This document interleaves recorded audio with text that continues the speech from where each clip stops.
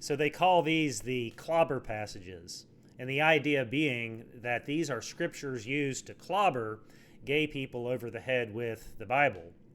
Even Andy Stanley recently made such a reference.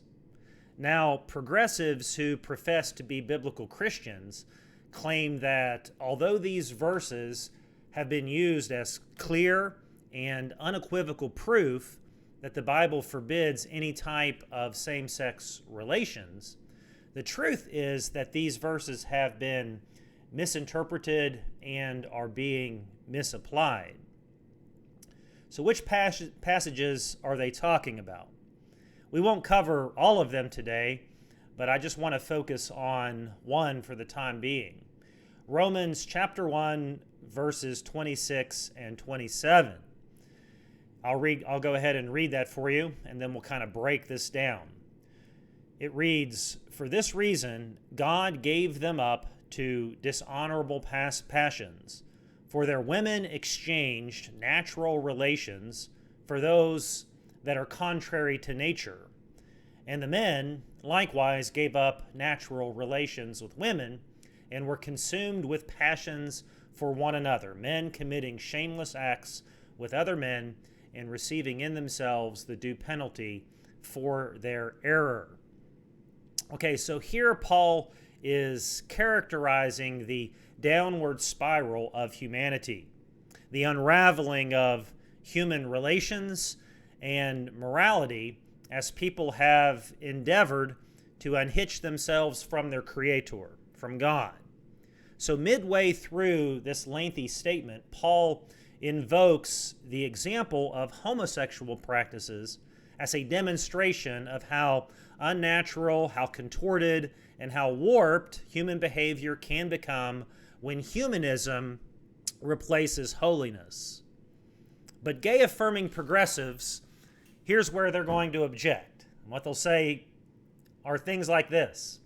What Paul is really talking about is the practice of pederasty, in which high-ranking men used adolescent boys for sexual gratification.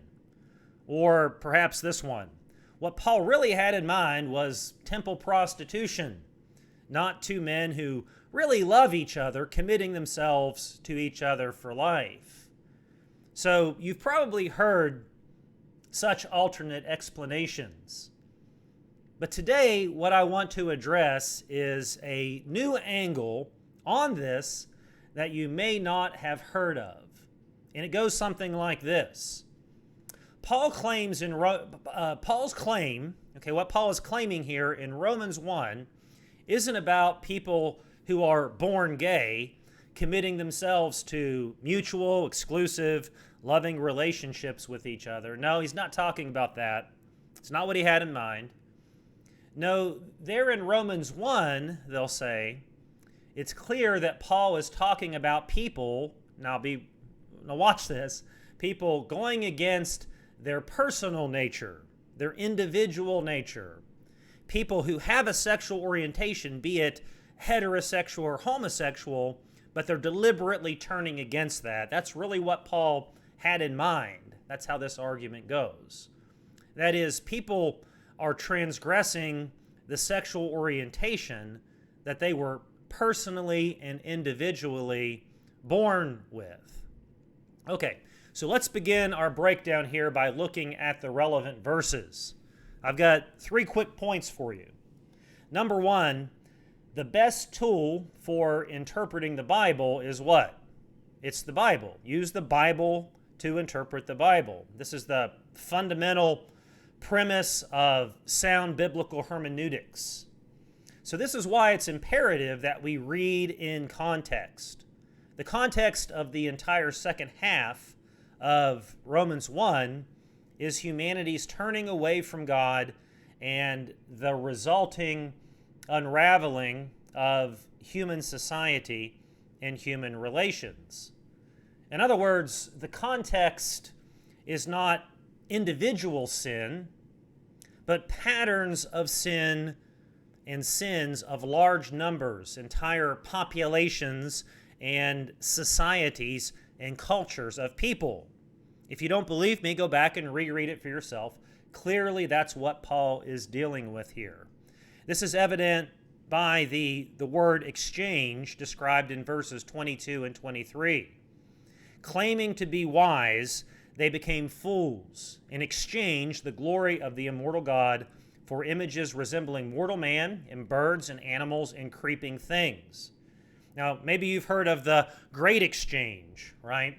In which Christ exchanges our sin for his perfect righteousness. This is the core and the essence of the gospel. Well, here what we have, you could call it the terrible exchange, the awful exchange.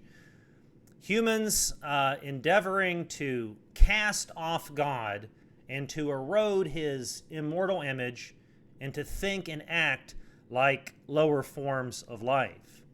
So what Paul's overarching point is that clearly it's the collective lot of humans that have missed the mark in terms of living up to God's standard.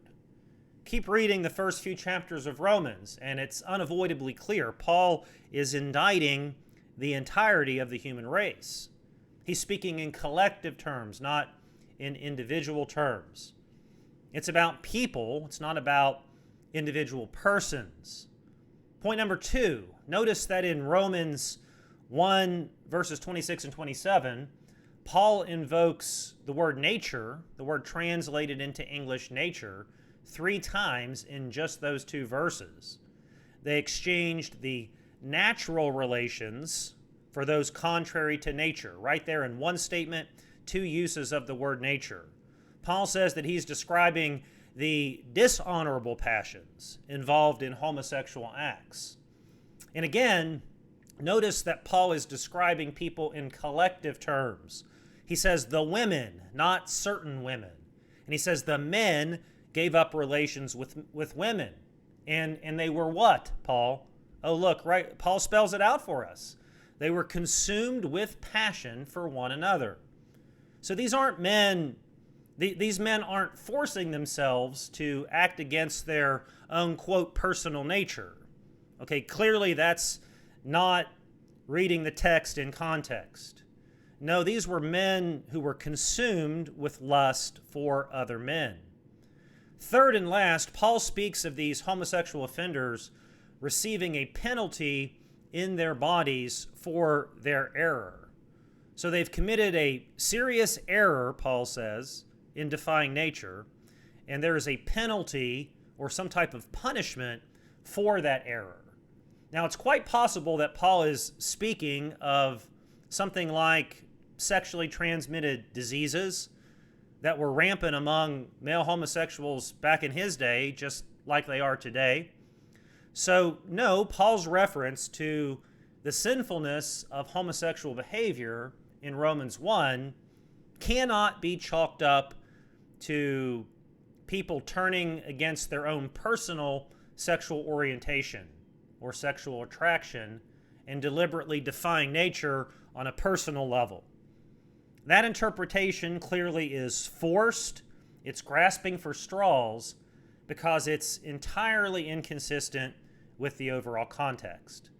This sort of forced interpretation isn't surprising, since as Paul began this entire section stating, the unnatural, fallen nature of unrepentant sinners is to devote themselves to what he says is suppressing the truth and unrighteousness. Truth is evident, truth is plain, it's undeniable, it's right under their noses, okay?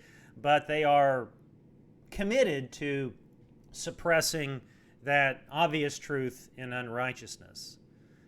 Sinners in their stubbornness and defiance, bent on sinning and on justifying sin, engage in all manner of interpretive contortions in a desperate effort to suit their vain imagination. So, yes, there is a clobbering, okay, there is a clobbering going on in these passages of Scripture, but it's not by traditional, historical, biblical Christians who are attempting to clobber homosexuals or anyone else. Rather, it's the so-called progressives, the theological liberals, who are clobbering the text in order to extract their preferred meaning from the Bible. In the words of Paul, elsewhere, their condemnation is deserved. Okay, so tomorrow we're going to look at intersex conditions, conditions like XXY, what's called Klinefelter syndrome, AIS, androgen insensitivity syndrome, CAH, which stands for congenital adrenal hyperplasia, and we're going to look at these intersex congenital conditions, and we're going to test the claim that congenital abnormalities like these disprove the gender binary. The idea that, hey, there are at least some people who are not just XY or XX. There are some who have genetic abnormalities. There are some who don't have receptors in their body for testosterone, and or they don't respond to testosterone or DHT like a normal male body would, and so they follow a female pattern of body development. So the claim by opponents is that observations like this would serve as proof that gender or sex, and I know there's some overlap and some differences there, the way those terms are used, but they're not either male or female. There's an intermediate ground just on the level of genetics and biology. Is that the case, number one? And number two, does that serve as a basis or a rationalization or a justification for the T in LGBTQ, right? Transgenderism. Okay, so hey, if you're not subscribed to this channel, go ahead and hit the subscribe button so you'll get notifications and alerts as we go through this series. Help us to get over that 500 subscriber mark. I'll see you tomorrow. God bless you. Hope you're having a great weekend.